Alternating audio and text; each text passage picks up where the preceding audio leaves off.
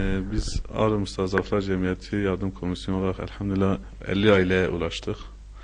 Elhamdülillah bu kış şartlarına rağmen tabii sizin de malumunuzdur ki fakir ailelerin durumları, yani gerçekten muhtaç olan, fakir olan insanlar yılda bir kere veyahut yılda iki kere olmak üzere kırmızı etin yüzünü görüyorlar. Yani çünkü et fiyatları yüksek, kırmızı etlerin.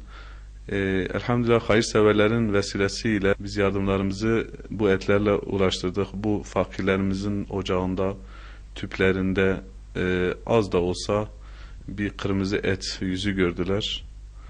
Yani sevinçliyiz elhamdülillah. Yardımlarımıza da bu şekilde devam edeceğiz. Bu et yardımında özellikle sizin vesilenizle burada Avrupa yetimlere onlara teşekkürlerimizi sunuyoruz. Allah onlardan razı olsun. Bu hayır onların vesilesiyle oluştu tabii ki. Biz yardımlarımızı bu şekilde ulaştırdık. Sizin de bildiğiniz gibi geçenlerde Şubat ayına has olan yardımlarımızı da yaptık. 50 ailemize ulaştık, gıda paketlerimizi ulaştırdık. Onları sevindirdiysek ne mutlu bize. Rabbimize hamdolsun bu yolu bizlere vesile kıldı. Hayırseverlerimizden de sizin vesilenizle Allah onlardan razı olsun.